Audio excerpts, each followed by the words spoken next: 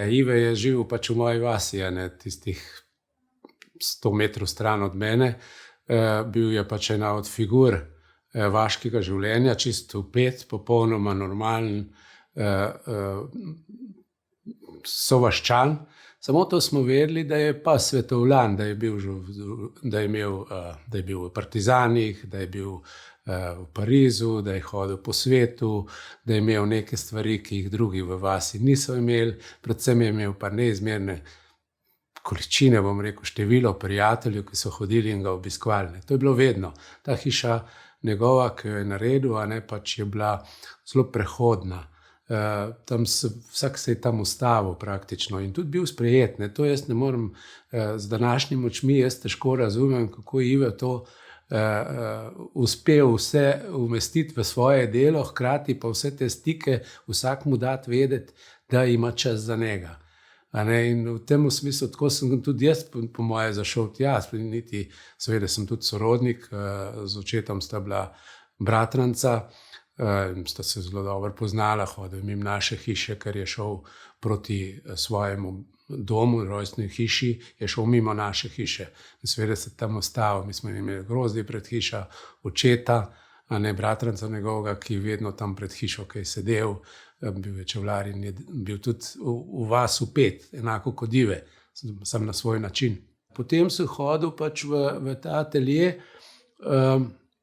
in mislim, da sem gledal zmeri, kva dela, kjer je risbe ima na mizi, kaj ima, kjer je čopiče, ta von, pravzaprav sem zgledal, sem imel rad, mi je pasel, von ateljeja, seveda tam je bila oljna barva, to je dišalo, terpentin, to vse diši, seveda tisti, ki se kaj ukvarjajo, vejo, kako to diši. In Ive je delal od zjutraj do večera, praktično, in to se je res napilo tega vonja. Pa tudi meni so bile najbolj všeč pravzaprav tiste slike, ki so ležale po tleh, tako nedokončane, ali pa kaj, zmeri sem tiste gledal. No, in pol, seveda, naprej, ko sem bil pa šel v osnovno šolo, v 1. razred, takrat sem pa gotovo največ hodil v Ivetu, ker Ive, takrat je bila Seli moja učiteljica, moja sestra je čuvala Majo, to je bilo na enem drugemu hribu, sestra je bila v 7. razredu in je popoldne čuvala Majo, ki je imela Seli pouk, na Kupšušu je to bilo, v Polanah, ta učiteljski blok, bi rekel, hiša. No, in jaz sem ponavadi, mi je Seli dala, v šoli mi je dala eno sporočilo za Mileno, mojo sestro, da sem šel kaj reči, kaj naj z Majo dela, kje ima kaj za obleči, ali kaj naj da za jesti, ali kaj. Hkrati mi je pa dala še eno sporočilo za nesti v predmost, je rekla, to pa nesi v atelje. In pa sem rekel, dobro, zdaj ne vem, kje je atelje, bom jaz vsem kar letel v Ivetu, pa ga vprašal, kje je atelje. Jaz mislil, da je to v Županušu, to je ena taka velika hiša tam v predmostu, ki je bila za mene najbolj taka skrivnostna. No, in letim v Ivetu, s tistim pisemčkom, ali tisto, kar je bilo, se ne spomnim, kakšen je bil list, in dam tisto v Ivetu, se da tole Seli mi dala, pa naj nesem v atelje. Je rekel, kar tle pusti. In tako sem potem te pisma, kar jih je bilo za v atelje, vedno jaz nosil. Pa so pa bila že ta gledališke stvari, ko sem jaz že malo delal in Ive je to malo spremljal, pa sva se kdaj o teh stvareh pogovarjala. In predvsem že tam pri Ravbarskem cesarju, preko Torkarja.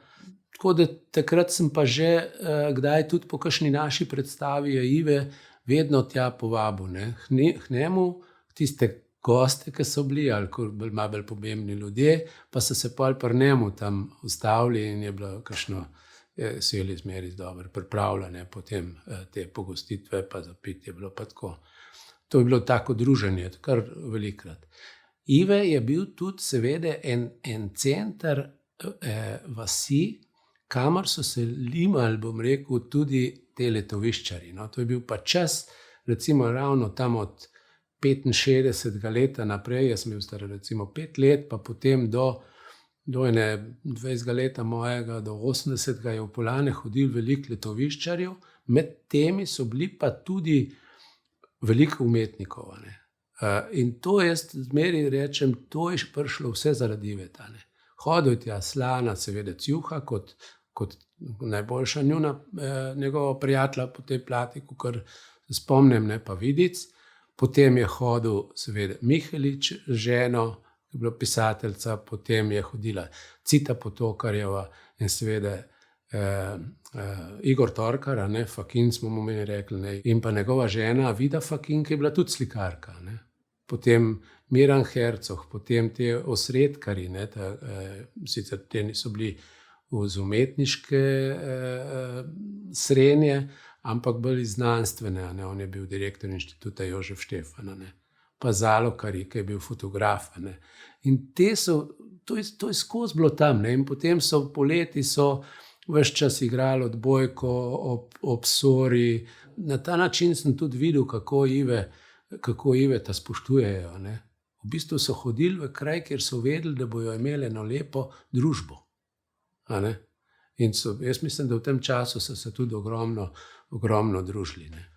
Ive je spremljal vsakega, ki je malo izstopil, bom rekel, iz tega vaškega, ko sem bil v gimnaziji. Mislim, da enkrat, recimo, on me je srečal v trgovini in me je kupil takoj banano. Je šel nazaj, pa me je kupil banano.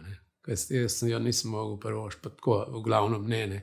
In je vedel in za spodbudo vedno je kaj tacga naredil. Tako da je bil res, je bil ena topla osebnost, je videl sočloveka. Jaz sem kot v osnovni šoli, tam v višjih razredih, sem mogel napisati en tekst od partizanov, neki, ne vem, kaj je bilo, za en časopis.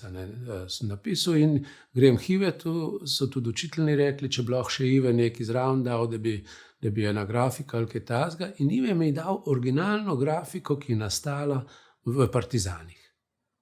Zraven jo mi je dal, je rekel, tole da je pa eno. In mi pošljemo tisti tekst in tisto grafiko in pol seveda te grafike nikjer ni bilo nazaj, seveda. Jaz sem pol učiteljico vprašal, sem rekel, kam pa je šla ta grafika? Je rekla, ja, to pošljemo, mi pa ne vemo. In dejansko so pol neki učiteljni poklicali, ampak noben ni vedel več, kje je tista grafika. Pa tudi te moje igre, kadar je bilo in vem, Pošarovčev vesljivi, po ptičkih brez gnezda, to smo vse pri njemu praznovali premiere. Ko sem pa zaključil fakulteto, mora biti samo to, da takrat sva pa dosti bila skupaj, tam leta 88, 87. Potem je on, predvsem zato, ker je on imel eno alergijo je imel na rokah, zelo hudo alergijo, se razžrte je imel kožo in jaz sem takrat ga pol vozil v Ljubljano k enemu mojemu prijatelju, dermatologu, da smo naredili te teste in je on bil preobčutljiv na terpentin. To za slikarja, ki dela samo z oljem, to je, ne vem, tisti, ki se s tem ukvarjajo, vejo, kaj to pomeni. In je zelo trpel kar en čas in potem se je to razrešil. V bistvu je dobil nadomestke, ki niso imeli tega alergena noter in je pol, kakor vem, lažji delal tisti čas. In enkrat se spomnim, ker sva šla iz Ljubljane, jaz sem pel v avto, takrat sem ga že imel, in sva šla tam iz Medna dol po tistem klančku proti Medvodom in lik zahod je bil sončen. Tam je eden najlepših zahodov, ki jih lahko vidiš. In Ive je rekel, a vidiš tole, a vidiš tole, a vidiš tole. Jaz sem videl v njegovih očeh, kako on to stvar gleda. Še drugače, kot smo jo gledali po mojem mi. Takrat vem, da ga je prevzel in on na vse pozabil, tudi na svoje težave. Pa to, Ena stvar, da mi je najbolj všeč, je barvna paleta, ki jo ima. Pač to bela in to, ko jaz rečem, da v beli še, bela in siva je že barvna paleta za njega. To, potem v bistvu ta trpkost v mehkoba v trpkosti pravzaprav, tako bom rekel. Vse, kar je tudi izjemno težkega je on uspel najti tudi mehkobe. Ali pa te mali kontrastni detajli. To, kar on, recimo, ko se pojavi na eni sliki ena plava pikca ali pa ona ima pomen. To pa je vedno povedal. Pa smo tam kosili, pa si ga videl s kakšnim užitkom. Tudi videl sem ga jaz delati, recimo. Videl sem ga nakladati senoše na te lojtrnke, tam na enem brajanem travnku. Prav, to sem siguren. Ki je šel čist pomagati ljudem, ko v bistvu ni bila žlahta, ker pol njegovi niso več obdelovali, niso več imeli krav in to. So dali že v najem ali pa kaj, ampak je kosil in delal. Mislim, da je ta kmečko življenje, to mi je večkrat kaj tako z te energijo pripovedoval. V gledališču pa je sodeloval, sigurno to vem, v Cvetju v jeseni, še pred 70. letom, kjer je igral Anžona. On je, po moje, bil dober Anžon, zato ker prvič je bil po duši kmet, pa še on je bil izjemen imitator. To recimo, če je bil, parkrat sem bil zraven, kaj na teh takih srečanjih po prezavah. On, če je kaj poimitiral, je bilo to super. In to scenografij se pa spomnim 2, leta 1973, ko je bil uprizorjen Ravbarski cesar po Tavčarjevih delih, delal je to Igor Torkar, Fakin, in ga je naštimal, da je on naredil najbrž osnutke, ne vem pa, koliko je sodeloval tudi pri barvanju teh kulis. Te kulise imamo še zdaj v Poljanah, zdaj se je v Poljanah porušil, se bo kulturni dom, ker bo gradili novega in smo te kulise prav ohranili, mar biti tudi malo po zaslugi muzeja, ki se je to spustil, da jih ne bi stran vrgli, ki so res lepe.